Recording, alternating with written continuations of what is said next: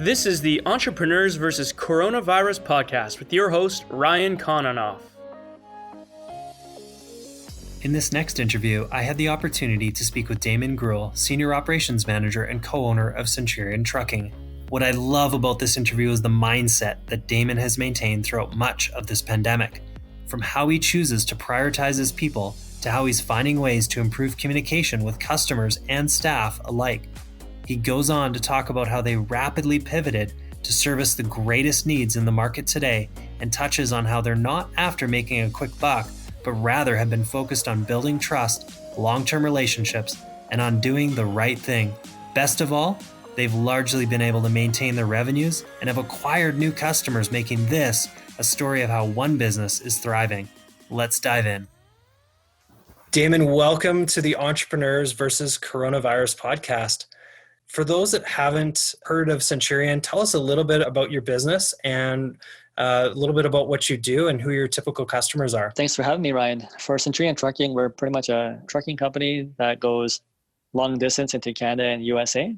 So our trucks go all over from Miami, New York, California, Alaska, Toronto, Montreal, pretty much anywhere and everywhere is where we go. We haul general freight, and some of the commodities that we try to go after is a lot of food products. So that keeps us fairly busy, but we also do any sort of general freight, which is considered like electronics. We do things like retail merchandise, like clothing, shoes, you name it. We've done things like bank machines, Louis Vuitton. It's a wide range of products that can fit into our trailers. In our industry, there's a saying called, if you bought it, a truck brought it.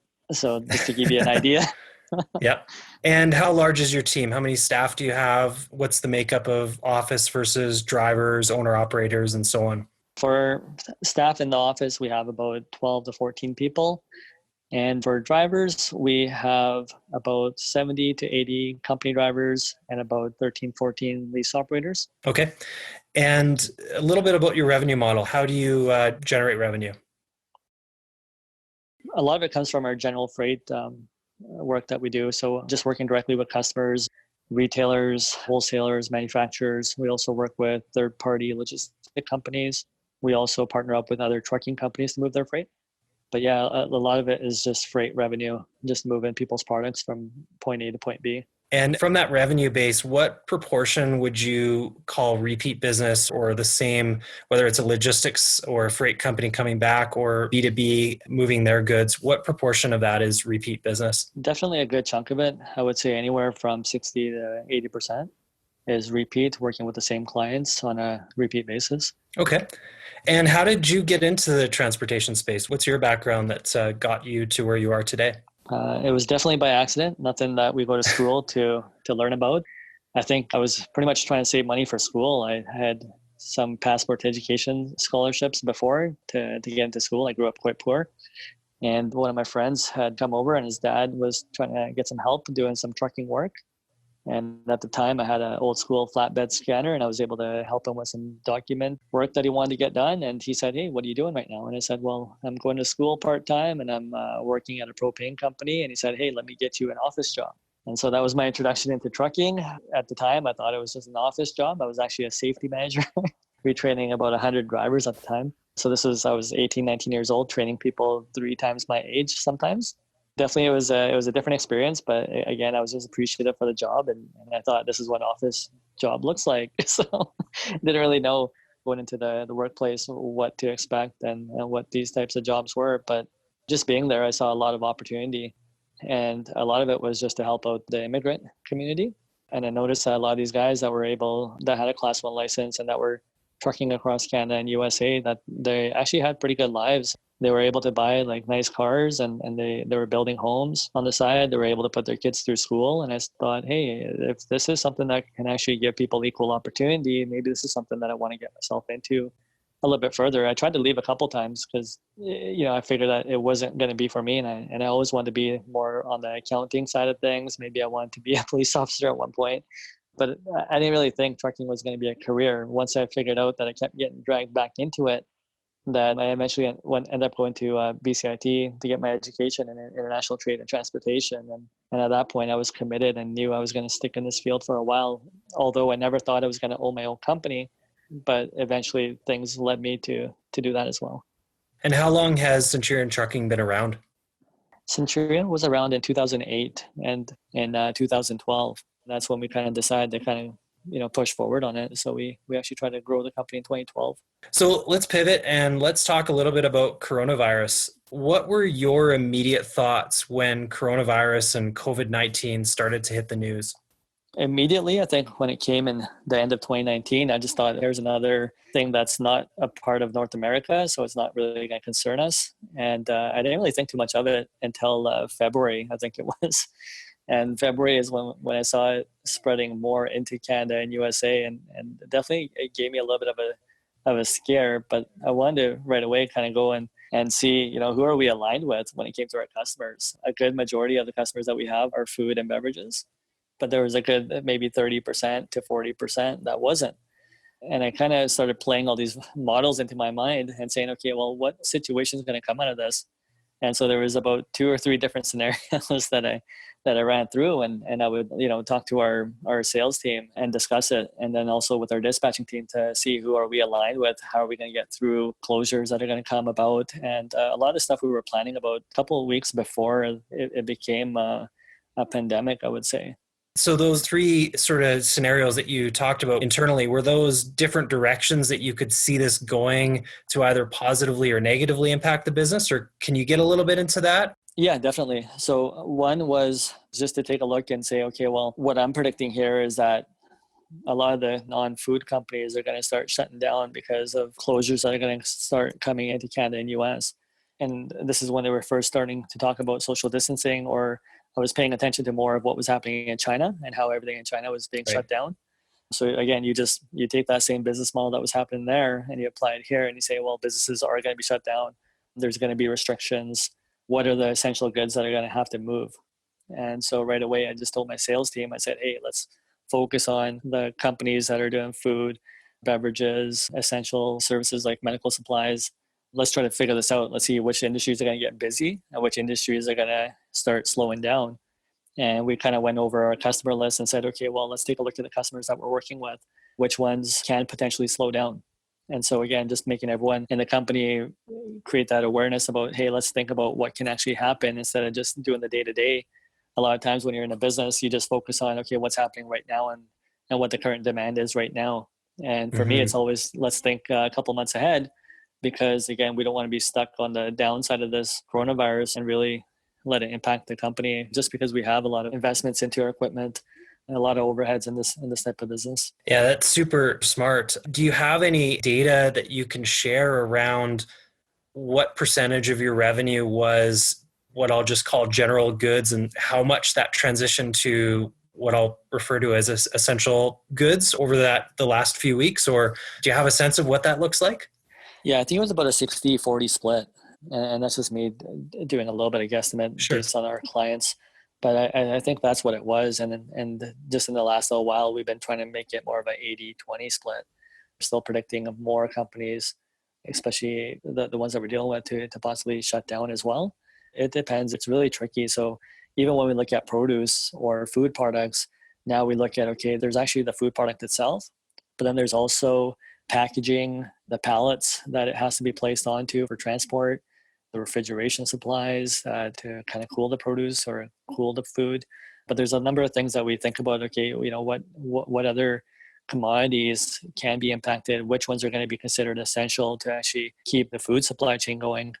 We often have to think about not just the product itself, but what are those products composed of, and what are the logistics of those products, and where will they come from? So a lot of the stuff is, again, trying to figure that out to see, okay, well, because we service North America, a lot of times when we're sending a truck out of here, if we're not able to get food products to move out of BC, now we have to look at what other commodity is going to get us into the place where we have to get the product that's going to come back. And if we can't, then we have to talk to our customers and say, okay, well, we may have to send equipment down empty to pick up your product. And there's a lot of information that we have to provide our customers with to explain that, because a lot of people just automatically assume that, hey, trucks just show up everywhere and food just magically appears into our grocery stores. But there's a lot of logistics that goes on behind that. Of course. Yeah. So let's backtrack to just before the crisis. What was the biggest challenge you were facing as a business at that time? At that time, business was running fairly smooth. We're always looking to see how we could solidify our existing partnerships with our customers. We always want to be able to give our customers the most value. I think just some of the challenges are just getting that set up so that you can almost put it on a cruise control and make it almost automatic. We were just focusing on building better relationships, trying to see if we can get higher volumes with those customers. We're always trying to get good and talented staff into our office. So those are things that we consistently try to work on, even just communicating with drivers and creating training programs or awareness programs for them. But yeah, it was a regular day-to-day. It wasn't anything major that we were facing obstacles on. Now let's fast forward to post-pandemic, and now there's lots of new realities that are hitting. And you've mentioned a lot of the challenges that you have been focused on recently. What would you pinpoint as sort of the key business challenge that you've been facing and have been working to overcome at this time? So actually, maybe I can revisit the previous question just a tiny bit. So one of the other models that I was actually considering or was talking about with our team was saying that, hey, once these closures happen, what's going to happen in this industry? A lot of industries are going to close down and there's going to be an abundance of trucks. And so this was my mindset going into it and saying, okay, well, there's going to be a lot of trucks in the marketplace. Everyone's going to try to go for the market share. We may end up losing some of our existing business. And so that was my first model that I played out there. When it happened, when the whole pandemic happened, all of a sudden there was a big surge on everyone trying to hoard a lot of the toilet paper, the food products and the medical products. The system was just going crazy. And we had such a demand for trucking that there wasn't enough trucks in the marketplace to even move the stuff. So definitely trying to work on that. And when that happened, what I was trying to, again, tell our team is let's focus on the customers that are going to have a steady demand of this product, not the ones that there's a lot of temporary demand that comes out of it. And so a lot of guys, when they can't get their regular carriers to come out or their regular providers to come out and do the service, they're looking for someone to fill the void temporary. And for us, we never want to be that temporary company. We want to be that long-term partner that they see value in. And so, again, I was just telling everyone, hey, let's pick our customers wisely. Let's make sure that we don't let any of our regular customers suffer if we're going to do any temporary work. And with the temporary work, what happens in a marketplace, whether it's supply and demand, the rates go really high. So you really can say, oh, well, I can make a few extra dollars. But, again, my thing is always letting our staff know is don't go after the money, rather go after the long-term customers that we work with and make sure no one there suffers. And these are times where we can actually show our service and show them that extra value. So that part was really important. After that happened, there was a lot of scare about the coronavirus out in the industry. And so the industry started losing a lot of drivers right away. There was a lot of false information that was going out in the marketplace. And there was one audio in particular where drivers were telling each other to stay home for a couple of weeks. I think it happens when a lot of people don't understand the supply chain. And at that point, when I started noticing that a lot of drivers were starting to call in sick or were telling us their problems about how they're getting a lot of social pressures to stay home. And a lot of family members are also calling them from out of town and saying, hey, you might want to stay home until this whole thing blows over. It's great advice, but in the back of my mind, I'm saying, well, how are we going to get food to people that really need it? And how do we get food that's going to be affordable for the people that aren't making high wages to be able to afford it, right? And that's something that's always dear to me, is saying, okay, well, great, anyone that has money is always going to get whatever they want because money ends up buying whatever you kind of need. But when you're living on a fixed income, on a low income, and you start noticing that the grocery prices are starting to rise because there's no trucks to bring the freight in, and now these guys are paying, double, triple, whatever the cost is to get that product out here. They have to raise their prices in the stores just to be able to bring it in. The grocery stores aren't going to, observe that much of that cost, right?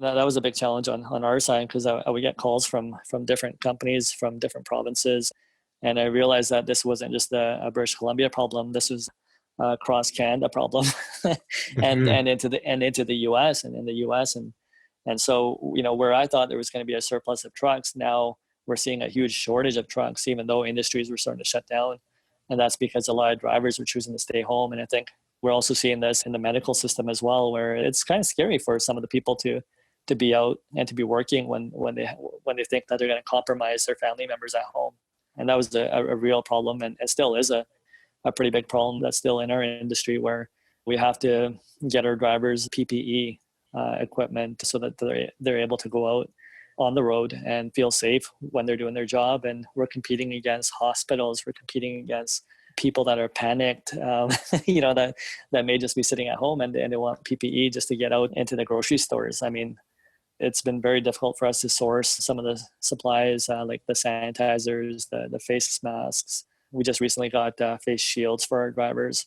But there was so much commotion that happened with coronavirus. So with all that negative news, now instead of focusing on the actual business, I started focusing on the actual industry, which was, okay, well, there's a lot of negative press in this industry. How do we make it positive? And so in a situation where I was on the sales side of things recently, I had to transition back into saying, okay, well, let's get back into the business side of it because we lost employees.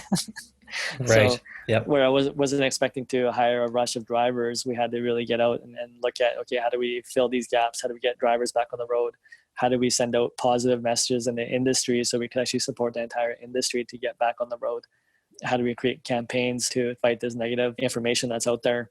And so we put a huge emphasis on social media. We put ads out in our local community radio programs, just supporting frontline workers, which included truck drivers, retail workers. I mean, when I think about it, it just blows my mind how many people are probably affected, and a lot of the essential services that we expect. I mean, a lot of these people are also getting a lot of pressures to stay home as well and to stay protected. But I think just being in this industry and what the industry has actually been able to give us, we were looking to return that favor and figured it was a good time to step up in our industry, step up for the community, change this negative into a positive. So you touched a little bit on the workforce side of things. Let's dig into that a little bit more. Can you talk about how this has impacted? I mean, you've got drivers all over North America. We're really starting to see the numbers on the media and on news rising in other parts of the US and other parts of Canada. How has this impacted your ability to actually do business and to continue to be able to generate revenue and have the people in place to facilitate that? It's definitely been difficult. I think at a time like this, I mean, there's very few customers that we could even approach. So our sales side has gone down quite considerably because there's a pandemic going on. People are worried. People are stressed out. It's not the best time to be doing sales for sure. We're just trying to figure out how to help people that are in need. So just trying to see how we could leverage our relationships, work with community, work with government agencies. It's quite challenging. So since we know that we can't really focus too much on that, so we try to focus on things that we have control over, which is getting drivers back on the road. So putting out the advertisements for that, working with industry associations to get a better campaign going for positivity for our industry. And so a lot of these campaigns, they went out to customers just because, our drivers are facing such challenges on the road. You probably heard it on the news where these guys are not able to access washrooms anymore. Mm-hmm. So many restaurants shut down that they can't access food. They can't access those rest stops that they would normally go to use a bathroom in. And so one side, they're fearful of even getting this virus.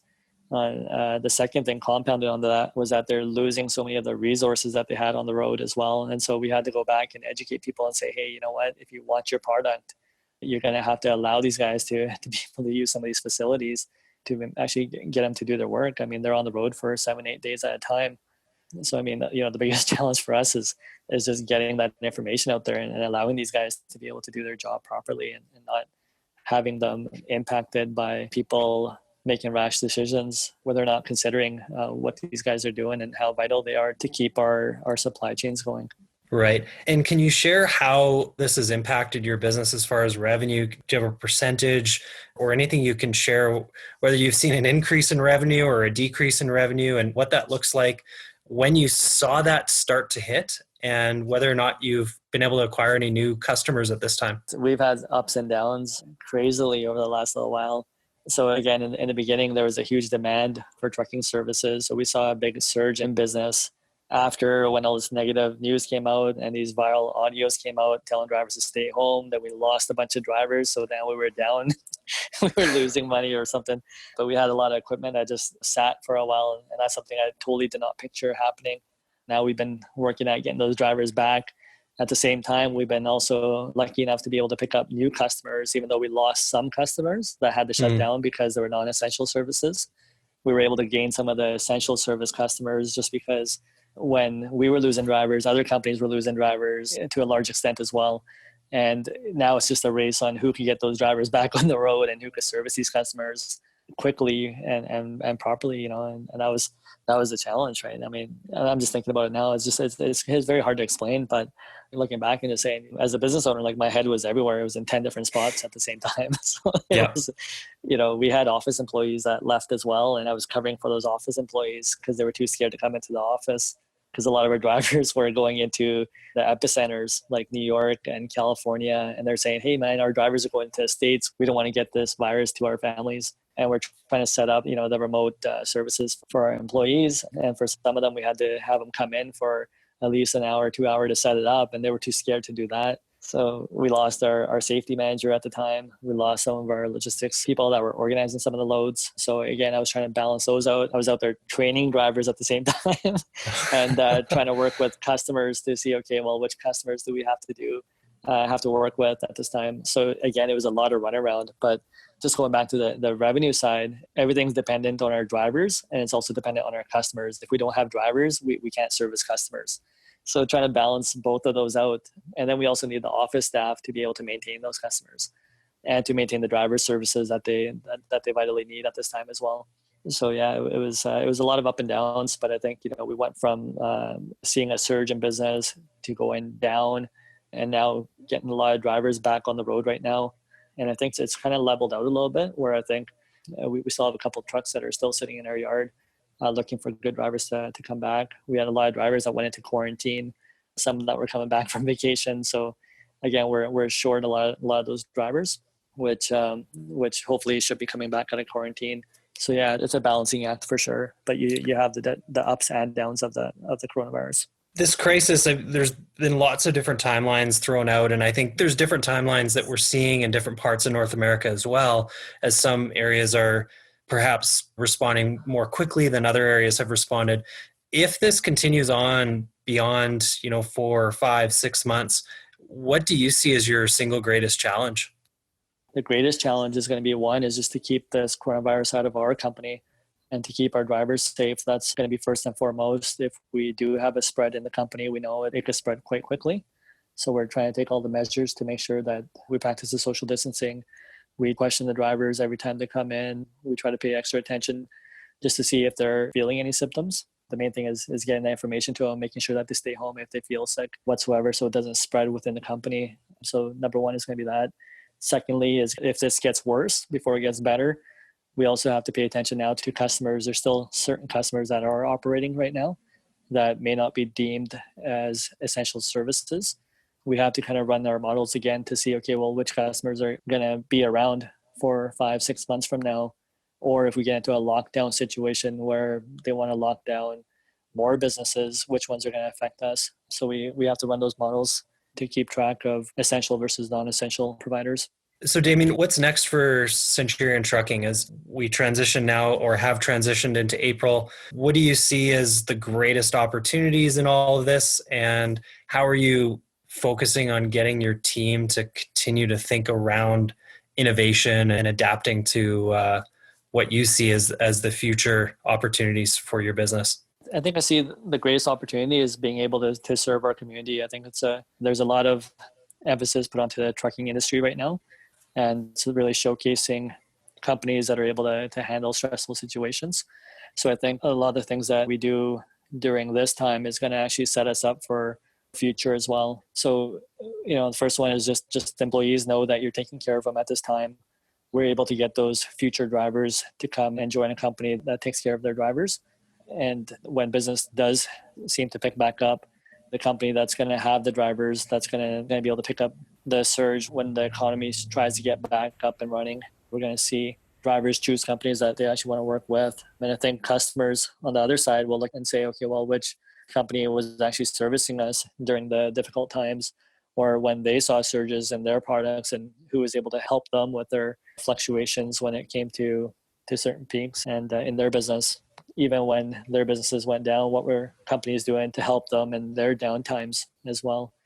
Again, a lot of it's just communication, but I think I see a lot of opportunities that if anyone's able to handle this situation in the best way that they can, I think customers and drivers are both going to recognize those companies, and those are the ones that they're going to choose to grow with. I think, unfortunately, we're going to see a lot of companies fall down that aren't able to maintain their expensive payments and overheads. Yeah, and I love what you said there about looking after your people. It's this idea that you look after your people and they'll look after you. And obviously that just helps with recruiting, which you've mentioned is such a key part of your focus right now, is ensuring that you've got the right people in the trucks and that you're doing a great job of educating them. So really love that. And I think that investment model is key, in particular at a time like this. So for those that are listening and maybe they're struggling in their businesses and they haven't found a way to pivot or to shift or to innovate, what resources or what suggestions could you make to them? My biggest thing is just adapt to the situation. You really have to have your ears to the ground and just the people in your organization. Listen to what the feedback is and see how you can adapt. Some of the stuff that we did is just knowing, even in our sales process, that if we can't go out and fly and meet people because our customers are based all across North America, let's start making videos and sending them videos. So we went into a video format of doing a sales presentation rather than trying to go there in person and trying to speak to somebody. And we figured, okay, well, understanding what they're going through, that sometimes they're stressed out or, nobody wants to talk about sales. So we said, okay, well, how can they watch something at their own time? How do we not bother somebody? And so the easiest way to do that was to make a quick video ourselves and send it to them so that they could watch it at their convenience. It's not intrusive into what they're doing. Let's sympathize about them and their situations.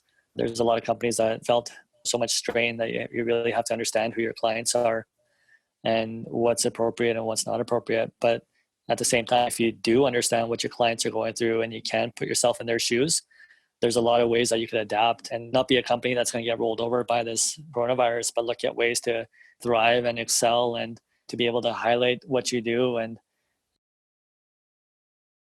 if you're in a non-essential business and you had to shut down, there's so many ways that you could be creative. I mean, we saw stories with companies like Earl's where a restaurant chain could have stayed closed, but they decided to open their restaurants up for grocery now and prepared meals. There's a lot of ways to adapt to the situation. Even for when I look at our company, we could have easily just said, let's just reduce the amount of trucks for the amount of customers that we have remaining. And let's figure this out and see if we stay alive. But it's a chance for us to step up and be able to serve our communities. I do this personal training and what they talk about is, you could live in a fear and scarcity mindset, or you could live in an abundance mindset. And I think if you get into that fear of, we don't know what's going to happen, oh man, I'm going to have to close my doors, I'm going to have so many payments, and you get stressed out for those facts, it's going to put you into a hole and you're going to eventually have your back to the wall. Whereas if you're strong enough to go fight for it, you're going to figure out ways to make a living. You're going to figure out ways to change your business dynamic to move forward. But I think situations like this, there's so many opportunities. I've been in different trucking businesses, and whether it was 9/11, whether it was a 2008 recession, and this one now, I think out of every one of those situations, we've been able to really expand our businesses. And a lot of it is just fighting for it. So it's how bad do you want it? You could take the punches and go down, or you could get back up and fight back. And I think there's just so much opportunity here. I love that mindset. I think that's such an important perspective to have on things right now. Thanks so much for being on the show, Daman. What's the best way for people to reach you if they want to connect? LinkedIn, Instagram, Facebook. We're usually on those platforms. You could look me up at Centurion Trucking. Give me a call directly if you want. A lot of people out there do have my cell number. So I keep an open door policy with our employees and our customers. So I'm always available. Great. Thanks so much. Appreciate you being on the show. No problem. Thank you, Ryan. Thanks for listening to the Entrepreneurs vs. Coronavirus podcast with your host, Ryan Kononov. For complete show notes and additional information, visit clearbridge.ca/podcast. Ryan is the founder of ClearBridge Business Solutions. To find out how investing in technology can help your business, especially during uncertain economic times, visit lifewithclearbridge.ca. Connect with Ryan on LinkedIn or on Twitter at Ryan Kononov. That's RyanKononoff. Thanks for listening.